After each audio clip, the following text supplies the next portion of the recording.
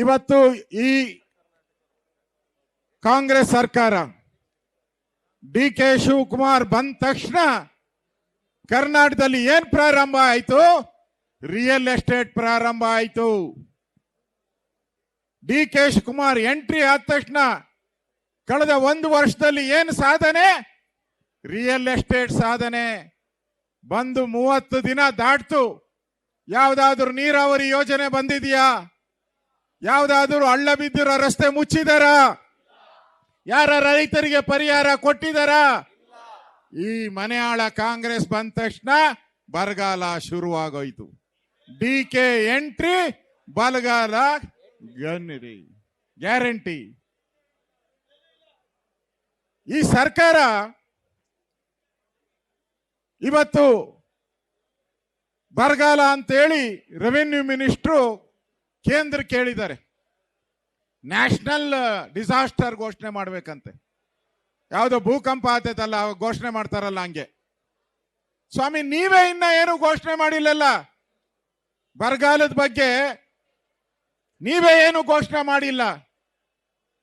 ಕೇಂದ್ರ ಸರ್ಕಾರದ ಮೇಲೆ ಗೂಬೆ ಕೂಸುವಂತ ಪ್ರಯತ್ನವನ್ನ ಮಾಡ್ತಾ ಇದ್ದಾರೆ. ಇದು ರೈತ ವಿರೋಧಿ ಸರ್ಕಾರ. ಇವತ್ತು ನಾವು ಬಿಜೆಪಿ ಒಂದ್ ರೀತಿ ರೈತರ ಪಾಲಿಗೆ ಸರ್ಕಾರನೇ ಡಿಸಾಸ್ಟರ್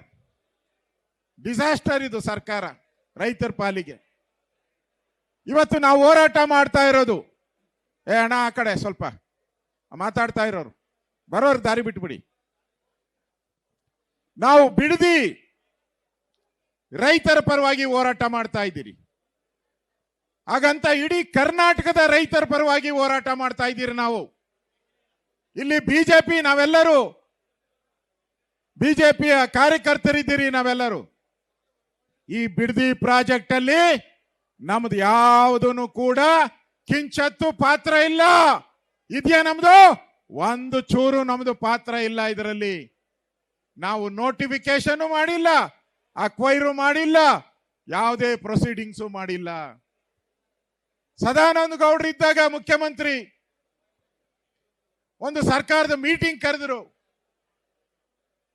ಕೇಂದ್ರ ಸರ್ಕಾರ ಅಕ್ವಿಜೇಷನ್ಗೆ ಕಾಯ್ದೆಯನ್ನ ಬದಲಾವಣೆ ಮಾಡಿದ್ದಾರೆ, ಅದಕ್ಕೋಸ್ಕರ ಈ ಬಿಡದಿ ಪ್ರಾಜೆಕ್ಟ್ ಮಾಡೋ ಅವಶ್ಯಕತೆ ಇಲ್ಲ ಅಂತ ಹೇಳಿದ್ರು ಸದಾನಂದ ಗೌಡ್ರು. ಜಗದೀಶ್ ಶೆಟ್ಟರು ಅಷ್ಟೇ ಬಂದಾಗ ಇದನ್ನ ಯಾವುದೇ ಅಕ್ವಿಜೇಷನ್ಗೆ ನೋಟಿಸ್ ಅನ್ನ ಸರ್ವ್ ಮಾಡಲಿಲ್ಲ. ಯಡಿಯೂರಪ್ಪನವ್ರು ಇದ್ದಾಗ ರೈತರು ಬಂದು ಕೇಳಿದ್ರು, ಈ ಬಿಡದಿ ಪ್ರಾಜೆಕ್ಟ್ ಬೇಡ ಸರ್ ಅಂತ, ನಾ ಮಾಡಲ್ಲ ಅಂತ ಹೇಳಿದ್ರು. ಇವತ್ತು ಡಿ ಕೆ ಶಿವಕುಮಾರ್ ಕೇಳ್ತಾ ಇದ್ದಾರೆ, ಅಶೋಕ್ ಅವರೇ ನೀವು ಕಂದಾಯ ಸಚಿವರಾಗಿದ್ದೀರಿ, ನೀವು ಸೈನ್ ಹಾಕಿಲ್ವ ಅಂತಾರೆ. ನಾನು ಯಾವುದಕ್ಕನ ಸೈನ್ ಹಾಕಿದ್ರೆ ತೋರಿಸಿ ನೀವು. ನಾನು ಯಾವ್ದನ ಬಿಡದಿ ಪ್ರಾಜೆಕ್ಟ್ಗೆ ಅಕ್ವಿಜೇಷನ್ಗೆ ಸೈನ್ ಹಾಕಿದಿನ ತೋರಿಸಿ, ಪ್ರೊಸೀಡಿಂಗ್ಸ್ಗೆ ಸೈನ್ ಹಾಕಿದಿನ ತೋರಿಸಿ. ಇದರಲ್ಲಿ ಬಿಜೆಪಿ ಪಾತ್ರ ಎಳ್ಳಷ್ಟು ಇಲ್ಲ. ಅದಕ್ಕೋಸ್ಕರ ನಾವು ಧೈರ್ಯದಿಂದ ಬಿಡದಿ ರೈತರ ಪರವಾಗಿ ಹೋರಾಟಕ್ಕೆ ನಾವು ಇಳಿದಿದ್ದೀರಿ. ಸನ್ಮಾನ್ಯ ಕುಮಾರಸ್ವಾಮಿ ಅವರು ಅಷ್ಟೇ, ಅವ್ರು ಅಕ್ವಿಜೇಷನ್ ಮಾಡಿಲ್ಲ, ಪ್ರೊಸೀಡಿಂಗ್ಸ್ ಅಷ್ಟೇ ಮಾಡಿದ್ದವರು. ಅಕ್ವಿಜೇಷನ್ಗೆ ಅವರು ಅವಕಾಶ ಕೊಟ್ಟಿಲ್ಲ. ವಿಧಾನಸಭೆಯಲ್ಲಿ ಚರ್ಚೆ ಆದಾಗ ಕುಮಾರಸ್ವಾಮಿ ಅವರು ಹೇಳಿದ್ದಾರೆ, ರೈತರಿಗೆ ವಿರೋಧ ಆದಂತ ಬಿಡದಿ ಪ್ರಾಜೆಕ್ಟ್ ಅನ್ನ ನಾನು ಮಾಡಲ್ಲ ಅಂತ ಅಧಿವೇಶನದಲ್ಲೇ ಘೋಷಣೆ ಮಾಡಿದ್ದಾರೆ. ಇಷ್ಟಿದ್ರೂ ಕೂಡ ಡಿ ಕೆ ಶಿವಕುಮಾರ್ ಪದೇ ಪದೇ ಇದು ಕುಮಾರಸ್ವಾಮಿ ಕೂಸು ಅಂತಾರೆ. ಕುಮಾರಸ್ವಾಮಿ ಏನು ಅಕ್ವಿಜೇಷನ್ ನೋಟಿಸ್ ಕೊಟ್ಟಿದ್ರ? ಫಸ್ಟ್ ನೋಟಿಸ್ ಬಂದಿದ್ದು ಸಿದ್ದರಾಮಯ್ಯ ಮುಖ್ಯಮಂತ್ರಿ ಆಗಿದ್ದಾಗ 2024ರಲ್ಲಿ. ಎರಡನೇ ನೋಟಿಸು ಸಿದ್ದರಾಮಯ್ಯ ಮುಖ್ಯಮಂತ್ರಿ ಆಗಿದ್ದಾಗ. ಈಗ ಹಣ ಕೊಡ್ತಾ ಇರೋದು ಡಿ ಕೆ ಶಿವಕುಮಾರ್ ಅವರು. ಅಂದ್ರೆ ಇದರಲ್ಲಿ ಪಾತ್ರ ಎಂಟೈರ್ ಕಾಂಗ್ರೆಸ್ ಅವ್ರದೇ ಪಾತ್ರ ಇದರಲ್ಲಿ. ಈಗ JDS ಅವ್ರ ಪಾತ್ರ ಅಂತಾರಲ್ಲ, ಅವ್ರ ಕೂಸು ಅಂತಾರಲ್ಲ, ಅವ್ರ ಕೂಸು ನೀವ್ಯಾಕೆ ಎತ್ಕೊಂಡಿದ್ದೀರಾ?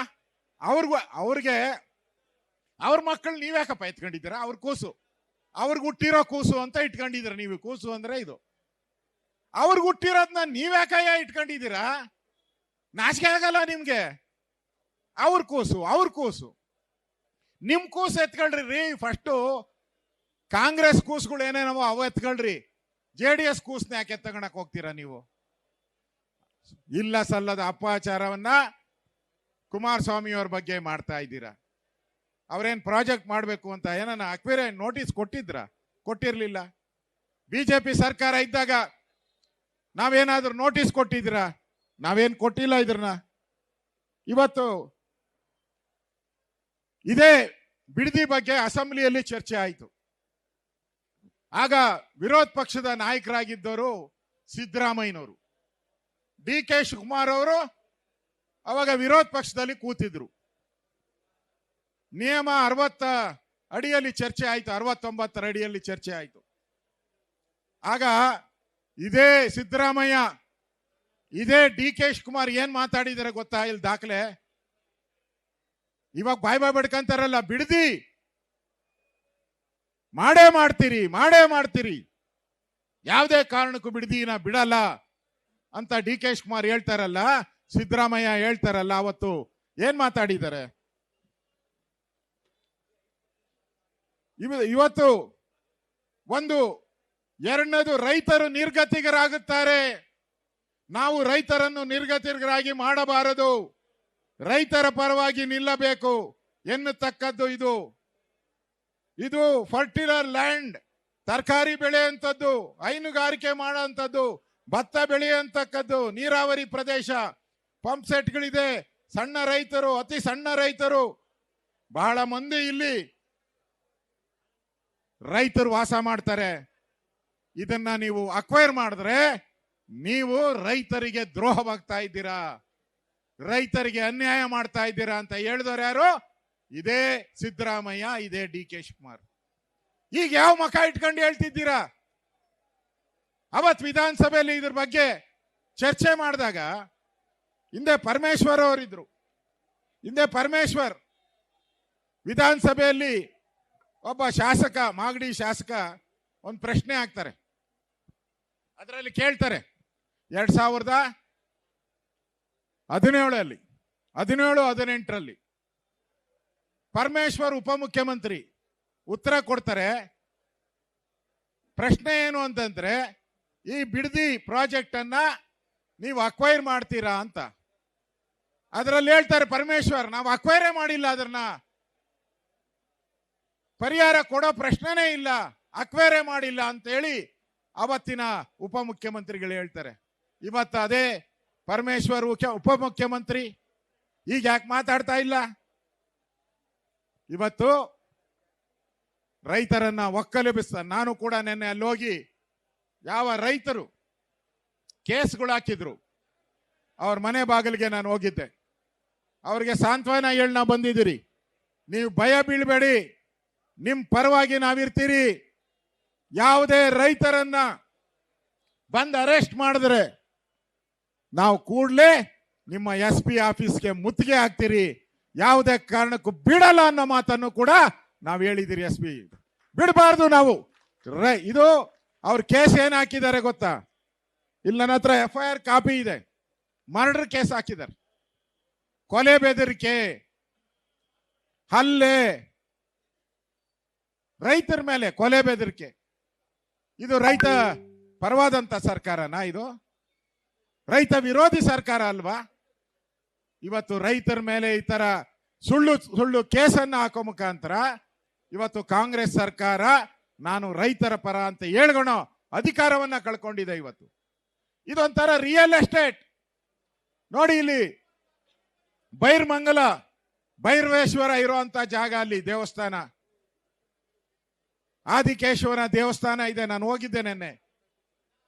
ಇಲ್ಲಿ ಈ ರೈತರ ಜಮೀನನ್ನ ರಿಯಲ್ ಎಸ್ಟೇಟ್ ಮಾಡಿ ಬರೋ ಅಂತ ಕಾಂಗ್ರೆಸ್ ಎಲೆಕ್ಷನ್ಸ್ ಏನ್ ಬರ್ತೈತೆ, ಉತ್ತರ ಭಾರತದ ಎಲೆಕ್ಷನ್ಸ್ ಏನ್ ಬರ್ತದೆ 3 ರಾಜ್ಯಕ್ಕೆ, ಅದಕ್ಕೆ ದುಡ್ಡು ಕೊಡೋ ಅಂತದಕ್ಕೆ ಈ ಪ್ರಾಜೆಕ್ಟ್ ಅನ್ನ ಮಾಡ್ತಾ ಇದ್ದಾರೆ. ಒಂದೊಂದು ಎಕರೆಗೆ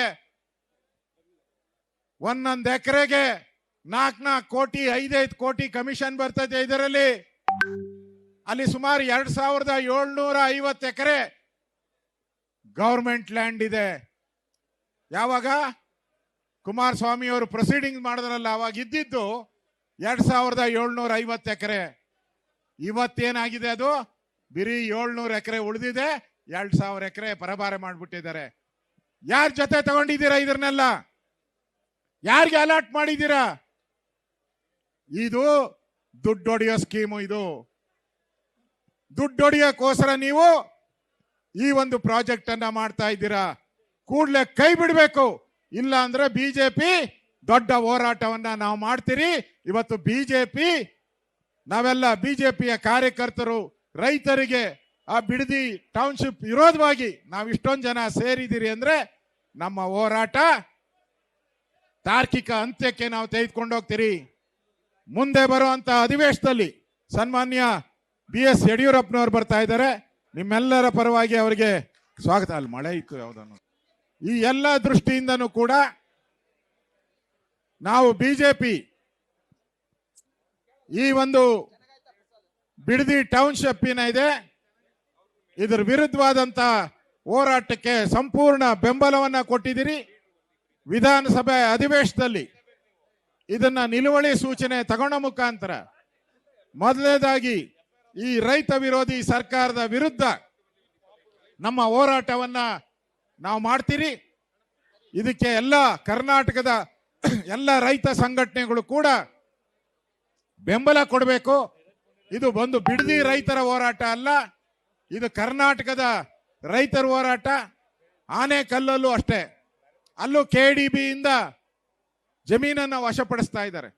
ಅಲ್ಲೂ 800 ದಿನದಿಂದ ಹೋರಾಟವನ್ನ ಮಾಡ್ತಾ ಇದ್ದಾರೆ ಆನೆಕಲ್ಲಲ್ಲಿ.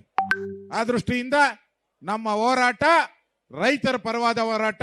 ಎಲ್ಲಿವರೆಗೂ ಬಿಡದಿ ಟೌನ್ಶಿಪ್ ಅನ್ನ ಬಿಡಲು ಅಲ್ಲಿವರೆಗೂ ಬಿಜೆಪಿ ರೈತರ ಪರವಾದಂತ ಹೋರಾಟವನ್ನ ನಾವು ಮಾಡೇ ಮಾಡ್ತೀರಿ ಅನ್ನೋ ಘೋಷಣೆಯನ್ನ ನಾವು ಇವತ್ತು ಮಾಡ್ತಾ ಇದ್ದೀರಿ. ತಾವು ಇಷ್ಟೊಂದು ಸಂಖ್ಯೆಯಲ್ಲಿ ಬಂದು ಈ ಹೋರಾಟಕ್ಕೆ ಬೆಂಬಲವನ್ನ ಕೊಟ್ಟಿದ್ದೀರಾ. ನಿಮ್ಮೆಲ್ಲರಿಗೂ ಧನ್ಯವಾದಗಳನ್ನು ಹೇಳಿ ನಾನು ಮಾತು ಮುಗಿಸ್ತಾ ಇದ್ದೀನಿ. ಭಾರತ್ ಮಾತಾ ಕೀ. ರೈತ ವಿರೋಧಿ ಸರ್ಕಾರಕ್ಕೆ, ಭ್ರಷ್ಟ ಕಾಂಗ್ರೆಸ್ ಸರ್ಕಾರಕ್ಕೆ